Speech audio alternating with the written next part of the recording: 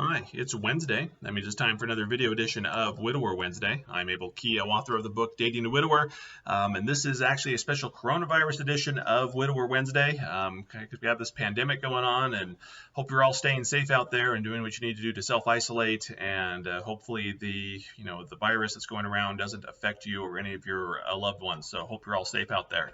But I do have a situation that some of you may be dealing with or be forced to deal with here soon in the near future. Got an email from a viewer, and so I share this email with her permission. She said she let me share it, and also said that she hopes that the issues that it raises can maybe help some other people that might find themselves in similar situations. So what's the coronavirus pandemic email? Let's get right to it.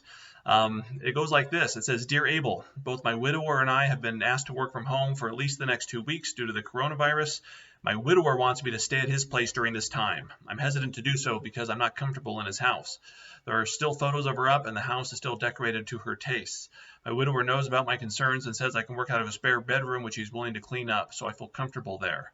My widower says this pandemic is the perfect opportunity to strengthen our relationship.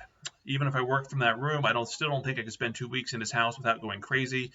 What should I do? Also, the date of death was 18 months ago, and we have been seeing each other for 9 months. And we'll call the sender Eve, not a real name, but Eve, thank you for letting me share the email and discuss this.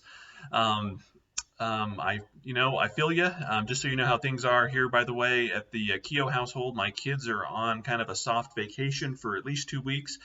My guess is the way things are going, they're not going to be going back to school for the rest of the year, so there'll be a lot of online learning coming in from the school district. So the Keogh family is going to be in close quarters for, I don't know, 2 weeks would be great, but my guess it might be a little bit longer than that, hopefully not too much longer.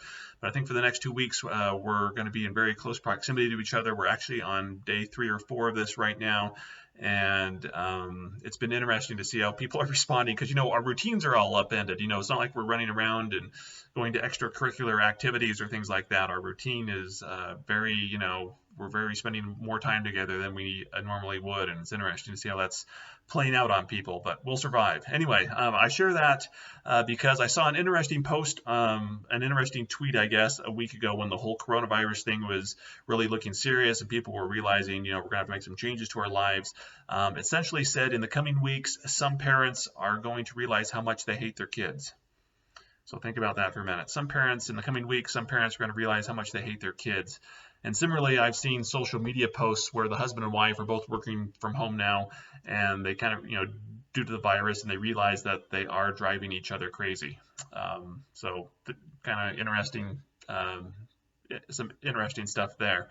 Anyway, so Eve, my response to you is, first of all, don't stay in a house where you feel uncomfortable. I tell this to women over and over again, whether they're looking to marry a widow or move in with them, whatever their circumstances are. Trust your gut. Don't move in or spend long periods of time in this place if you don't feel comfortable there. If your gut says you're going to be uncomfortable after, that you can't survive the 2 weeks, trust your gut. You won't be able to. My guess is it'll be a matter of days before you're going crazy and want to go back to your house. Second, I do want to say I think it's great he's cleaning up the spare bedroom, but if he's serious about you staying there, he should be cleaning up more than simply just that bedroom. He should be looking at cleaning up the house. Again, if he's working remote, I assume he doesn't have commute time anymore. Probably a lot of going out or other activities he might have engaged in. I don't know, watching sports or something. He's probably not doing that anymore either. So I think he has a lot of time to really tackle this project and maybe other projects as well. But I think he has some time where he can actually do this. Actions always speak louder than words.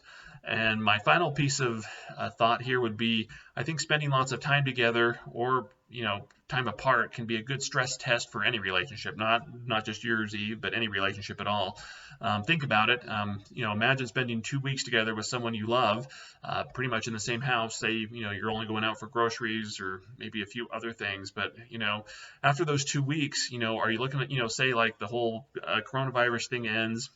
And, can you look at that other person and say, man, I wish we had 2 more weeks of this. That was fun. We had a great time together. Or would you look at it and say, this has been the longest 2 weeks of my life. I can't wait to get back to my place or to my routines or something like that. I think it speaks volumes about maybe could you spend the rest of your life together with that person? Similarly, say, in your case, again, I've advised you not to stay there. So let's say you spend these 2 weeks apart.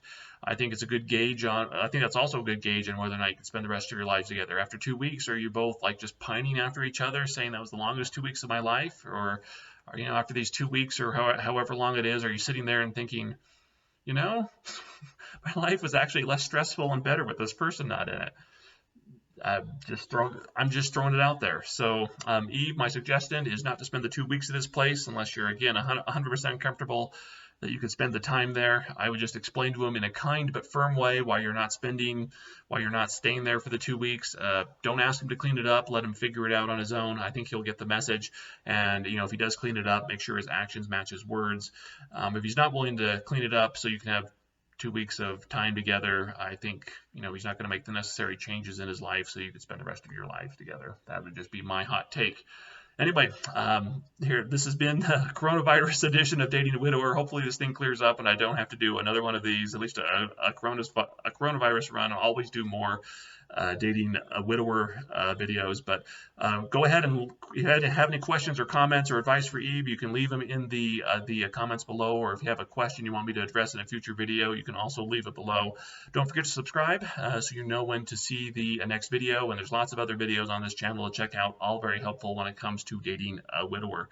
I'm Abel Keogh, author of the book Dating a Widower, and I will see you next Wednesday.